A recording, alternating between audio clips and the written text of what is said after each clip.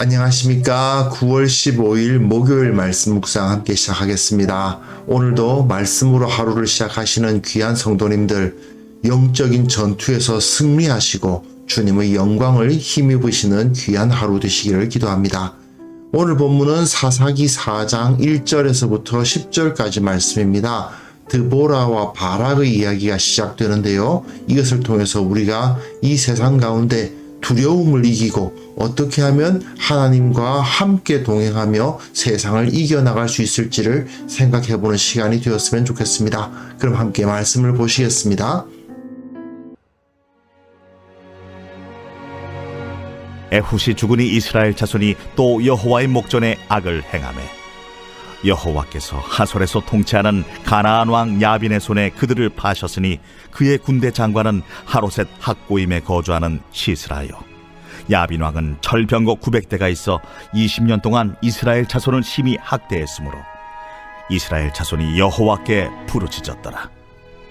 그때에 랍비돗의 아내 여선지자 드보라가 이스라엘의 사사가 되었는데 그는 에브라임 산지 라마와 베델 사이 드보라의 종려나무 아래에 거주하였고 이스라엘 자손은 그에게 나아가 재판을 받더라. 드보라가 사람을 보내어 아비노함의 아들 바락을 납달리 게데스에서 불러다가 그에게 이르되 이스라엘의 하나님 여호와께서 이같이 명령하지 아니하셨느냐? 너는 납달리 자손과 스불론 자손 10,000명을 거느리고 다볼산으로 가라. 내가 야빈의 군대 장관 시스라와 그의 병거들과 그의 무리를 기손강으로 이끌어 내게 이르게 하고 그를 내 손에 넘겨주리라 하셨느니라. 바락이 그에게 이르되 만일 당신이 나와 함께 가면 내가 가려니와 만일 당신이 나와 함께 가지 아니하면 나도 가지 아니하겠노라. 내가 반드시 너와 함께 가리라.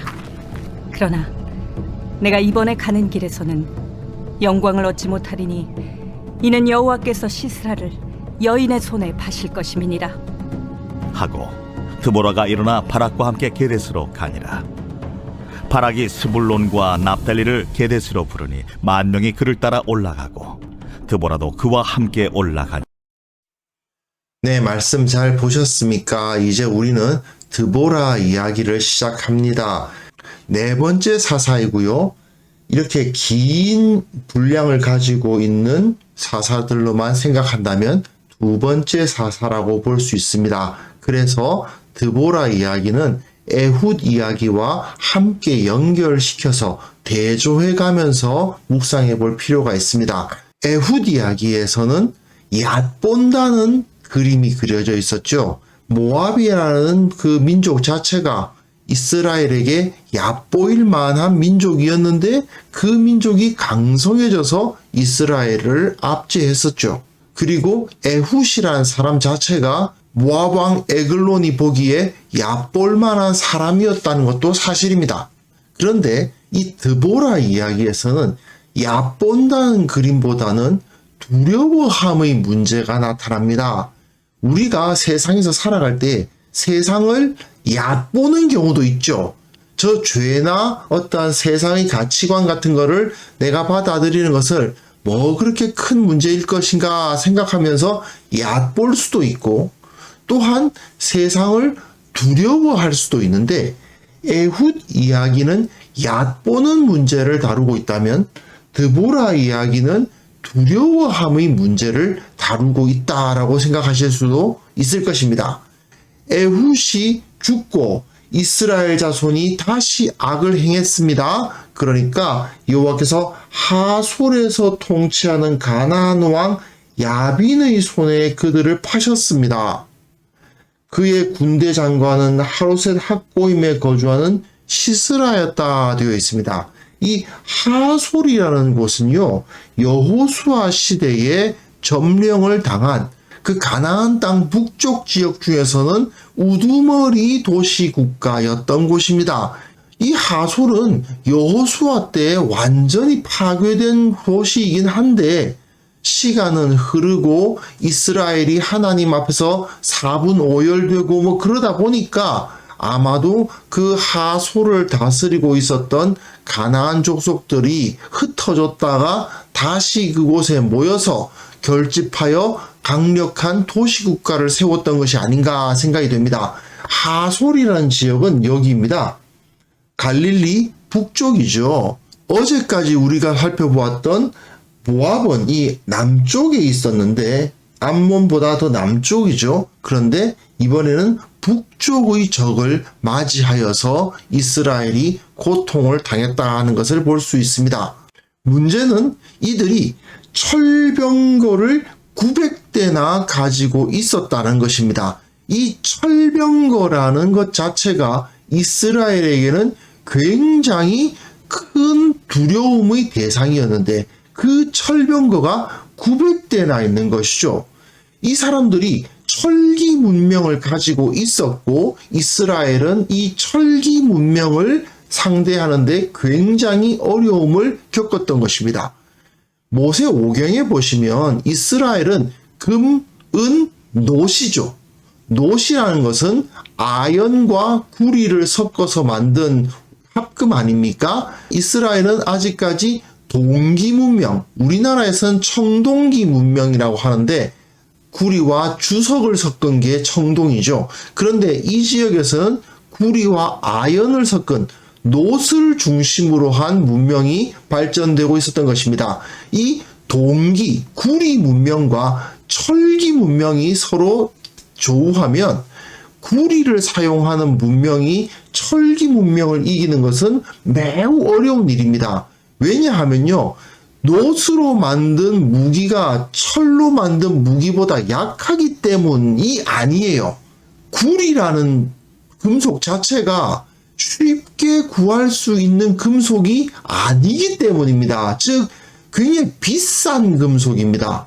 그러다 보니까 군대의 모든 병사들이 다 노스로 만든 무기를 사용할 수가 없어요. 청동기 시대에는 청동 무기를 전부 다 사람들이 다 가질 수 있는 것이 아닙니다.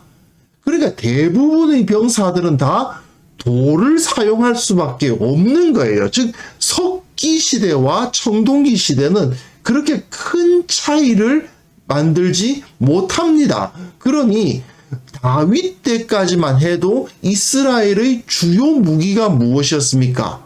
물맷돌인 거예요. 그러니까 사사시대에서는 사람들이 돌을 가죽끈에 되어가지고 빙빙빙빙 돌려가지고 던지는 그 물맷돌이 이스라엘의 주요 무장이었던 거죠. 그러나 구리에 비해서 철은 굉장히 쉽게 구할 수 있는 금속입니다. 그러나 철을 칼로 만드는 데에는 열처리 기술이 필요하죠. 이스라엘은 그 기술을 가지고 있지 못했기 때문에 이 철기 문명으로 넘어가지 못했지만 이들 가나안 족속들, 이 야빈과 시스라는 철기를 만드는 기술을 가지고 있었다라는 것을 알 수 있습니다. 블레셋이나 가나안 북쪽에서 철기 문명이 발전했던 것을 알 수 있는 거죠. 왜 철이 무서우냐 하면요, 구리보다 싸기 때문입니다. 쉽게 구할 수 있어서 모든 병사들을 다 철로 만든 칼이나 창, 그리고 무엇보다도 갑옷과 방패로 무장시킬 수 있었다는 것이 중요합니다. 사실 물맷돌도 절대 그 파괴력을 무시할 수 없습니다. 굉장히 무서운 무기예요. 굉장히 빠른 속도로 돌이 날아오기 때문에 급소에 사람이 맞으면 바로 목숨을 잃을 정도로 굉장히 강력한 무기인 건 틀림이 없습니다. 하지만 철로 만든 방패와 갑옷을 사용하는 적들은 물맷돌의 공격을 상당히 효과적으로 방어할 수 있는 거죠. 이스라엘이 아무리 멀리 떨어져서 물맷돌로 막 정말 비와 같이 그 돌멩이들을 퍼붓는다 하더라도 말이죠. 철 방패와 갑옷으로 무장한 군대가 그것을 돌을 맞고 밀고 들어가는 것이 가능한 겁니다. 적이 가까이 오게 되면 이스라엘의 손에는 금속 무기가 없잖아요. 칼을 가지고 있는 것은 그야말로 대장 몇 명 정도지 금속 무기를 가진 사람들은 몇 명 없어요. 그러니 상대방은 아무리 돌을 던져도 철 방패와 갑옷으로 무장해서 그것을 튕겨내고 칼을 들고 밀고 들어오는데 이스라엘 군대는 돌 던지다가는 안 되죠. 겁을 먹고 흩어질 수밖에 없는 겁니다. 그리고 무엇보다도 이 물맷돌이라는 무기 자체가 그 능숙하게 다루기 위해서는 정말 많은 훈련이 필요한 거 아니겠습니까? 가죽끈 사이에 돌을 끼워가지고 빙빙빙빙빙 돌려가지고 딱 던지는 건데 그걸 가지고 저걸 딱 맞추기가 쉬운 일이 아닙니다. 다윗이 골리앗을 쓰러뜨릴 때처럼 그 투구와 갑옷 사이로 얼굴을 정확하게 때린다. 그 정도로 물매를 잘 사용할 수 있는 사람은 이스라엘 군대 전체를 통틀어 보았을 때 몇 명 되지 않았을 겁니다. 그에 비해서 철로 만든 칼이나 창은 훨씬 짧은 기간의 훈련 시간만 주면, 조금만 훈련하면 충분히 능숙하게 사용할 수 있는 무기죠. 게다가 철병거라는 것은요, 굉장히 이스라엘의 입장에선 무서운 겁니다. 좀 전에 말씀드렸다시피 이스라엘이 아무리 물맷돌로 돌을 날려도 그걸 철 방패와 갑옷으로 막으면서 튕겨내면서 진군에 들어오면, 가까이 접근전을 펼치기 시작하면 이스라엘로서는 두려워해서 흩어질 수밖에 없는데, 병거는 어떻습니까? 철병거기 때문에 그 병거 자체가 방패 역할을 충분히 해줍니다. 그런데 사람의 진격 속도와는 비교할 수 없을 정도의 빠른 속도를 가진 그 철병거가 물맷돌이 날리는 그 돌을 효과적으로 방어해내면서 밀고 들어오면 이스라엘로서는 혼비백산할 수밖에 없는 겁니다. 그러니 이 철병거라는 것 자체가 이스라엘로서는 그야말로 공포의 대상인 겁니다. 그런데 이 철병거를 900대나 가지고 있으니 이길 수가 없죠. 그런데 랍비도스의 아내 여선지자 드보라라는 여인이 나타납니다. 이 드보라라는 이름은요, 사실은 꿀벌이라는 뜻입니다. 창세기에 보시면 이삭의 아내 리브가의 유모 이름도 드보라였습니다. 흔한 이름인 거죠. 이 당시에는 여인들이 집안일을 다 하지 않습니까? 그러다 보니까 꿀벌처럼 집안의 세세한 작은 일들을 열심히 잘하는 여인이 되어라, 이런 이름으로 그냥 꿀벌이라는 이름을 붙여주는 거죠. 그런데 이렇게 흔한 이름을 가진 여인이 이스라엘의 사사가 되었습니다. 이 여인은 에브라임 산지 라마와 베델 사이 드보라의 종려나무 아래 이곳에 살았다라고 되어 있습니다. 라마와 베델 사이면요, 자, 이곳이 야빈이 있었던 하솔인데 여기가 라마거든요. 그리고 여기가 베델입니다. 이 지역 어딘가에 살았다는 이야기죠. 그러면 하솔과는 상당히 거리가 많이 떨어져 있었다 하는 것을 알 수 있습니다. 그런데 드보라가 사람을 보내서 아비노함의 아들 바락을 납달리 게데스에서 불러다가 라고 되어 있습니다. 자, 대적 야빈이 있는 곳은 하솔이고, 그리고 드보라가 있는 곳은 이 지역입니다. 베델과 라마 사이 어딘가입니다. 그런데 납달리라는 지역은 이 북쪽의 지파거든요. 여기가 납달리 지파가 차지한 땅입니다. 그런데 여기에 하솔이 포함되어 있죠. 그러니까 가나안 왕 야빈의 가장 직접적인 통치를 당하고 있었던 지파가 바로 납달리였고, 그리고 이 스불론, 이 지역도 아마 이 야빈의 압제 가운데 있었던 모양입니다. 그래서 드보라는 이 바락을 납달리 게데스라는 지역에서 내려오라고 부르고, 그 다음에 그에게 이스라엘의 하나님 여호와께서 이같이 명령하셨다는 선포를 통해서 납달리 자손과 스불론 자손 10,000명을 거느리고 다볼산으로 가서 싸우라고 말하고 있습니다. 드보라가 바락에게 말해주는 이 하나님의 말씀은 상당히 자세하고 구체적이에요. 납달리 자손과 스불론 자손에게서 10,000명을 뽑아라. 그리고 집결지는 다볼산이다. 그리고 너희가 싸워야 할 곳은 어디냐 하면 기손강이다 라고 되어 있어요. 기손강이 어디냐 하면요, 이 다볼산 밑으로 흐르는 강이거든요.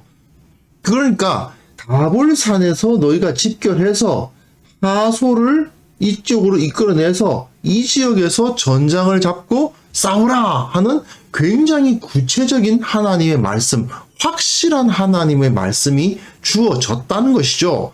그런데 바락이 어떤 반응을 보였냐 하면 드보라에게 말을 하는데, 만일 당신이 나와 함께 가면 내가 가려니와 만일 당신이 나와 함께 가지 아니하면 나도 가지 아니하겠노라.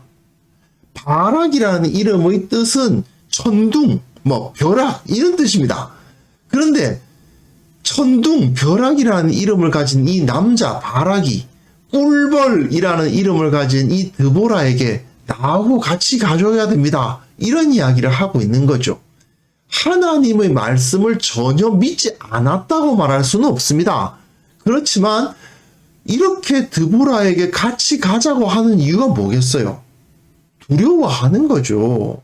그래도 드보라가 바락을 부른 걸 보면 덩치도 크고 나름 힘도 좋은 그런 남자 아니었겠습니까? 그런데 이 사람이 드보라에게 자기하고 같이 가야 된다는 거죠. 물론 드보라가 같이 가야 납달리와 스불론에서 병사 모으는데 나름대로 힘을 얻을 수 있을 것이다. 그렇게 생각했을 수도 있습니다. 사사가 가야지 그래도 모이자 그러면 모여지고 그랬지 않았겠습니까? 그러나 이 바락의 반응은 두려워하고 있는 것임에 틀림이 없죠. 그러니까 드보라가 내가 반드시 너와 함께 가리라. 그러나 이번에 가는 길에는 영광은 얻지 못할 것이다. 네가 승리하겠지만 시스라를, 그 적장을 죽이는 그 영광을 얻지는 못할 것이다. 사실 군대의 대장이라면 상대방 적장과 일절을 벌려서 적을 쳐서 죽이는 그것을 영광스럽게 생각하지 않겠습니까? 하지만 바락은 하나님께서 주시는 능력을 따라서 그 전쟁에서 이기겠지만 그가 적장을 죽이는 영광을 누릴 수는 없을 것이다 라는 말씀을 받는 거죠. 결국 그가 온전한 믿음으로 그 두려움을 이기지 못했기 때문에 그 두려움으로 인해서 너는 영광을 받지 못한다라는 말씀을 받고 맙니다. 결국 이 시스라를 죽이는 공은 다른 여자의 손에 주어질 거죠. 그래서 여하튼 바락은 스불론과 납달리를 게데스로 부르니 10,000명이 그를 따라 올라갔다라고 되어 있습니다. 납달리와 스불론 이 두 지파가 여기 다볼산에 모여서 하솔에 있던 적과 이 기송강에서 싸우게 되는 이야기가 내일부터 시작이 될 겁니다. 제가 좀 전에 아직까지 동기 문명에 머물고 있었던 이스라엘 백성들이 왜 철병거를 두려워할 수밖에 없었던가를 설명을 해드렸는데요. 분명 현실적으로 보았을 때 야빈과 시스라의 철병거는 정말 공포의 대상이었을 것입니다. 하지만 하나님께서 그들과 함께 하시면 철병거라 하더라도 충분히 이길 수 있다는 믿음을 그들은 가져야만 했습니다. 우리가 세상을 살아갈 때 이 철병거와 같이 우리를 두렵게 하는 것은 얼마든지 있을 수 있습니다. 하지만 우리 그리스도인들이 손에 들린 무기는 세상 사람들이 휘두르는 무기에 비해서 너무 약해 보이기도 합니다. 하지만 우리를 이기게 하는 것은 우리 손에 무슨 무기가 들려 있느냐가 아니라는 사실을 우리는 기억할 수 있어야 되겠습니다. 결국 우리를 이끄시고 인도하시는 이는 하나님이시고 우리를 이기게 하시는 분도 하나님이십니다. 말씀에 순종하면 우리는 아무리 불리해 보인다 하더라도 결국 이길 것입니다. 그러나 말씀을 믿지 않으면 계속해서 세상의 압제 밑에서 두려워하고 고통받을 수밖에 없을 것입니다. 그래서 이 시간 함께 기도하실 때에 세상의 두려움을 극복하게 하여 주옵소서. 주님께서 가장 강하시다는 사실을 믿고 흔들리지 않게 하옵소서.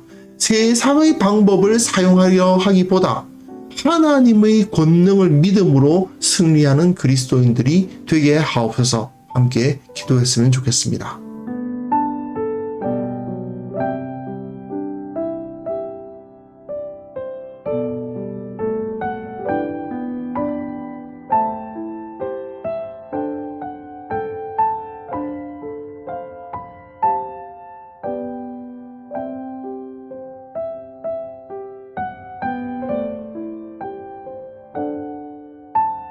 하나님 아버지, 이 세상이 참으로 이 철병것처럼 우리를 두렵게 합니다.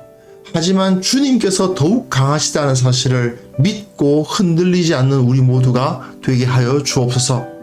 세상의 가치관을 따라야 한다, 세상의 방법론이 필요하다는 그러한 유혹에서 온전히 벗어날 수 있도록 도와주시고, 하나님의 방법이 무엇일까? 주님께서 우리들에게 무엇을 요구하고 계실까? 그것을 생각하며 그 말씀대로 실천하는 그리스도인들이 되게 하시고, 또한 그런 성도들이 모여서 합심하는 교회가 세워질 수 있도록 주님께서 역사하여 주옵소서. 특별히 한국 교회를 위해서 기도합니다.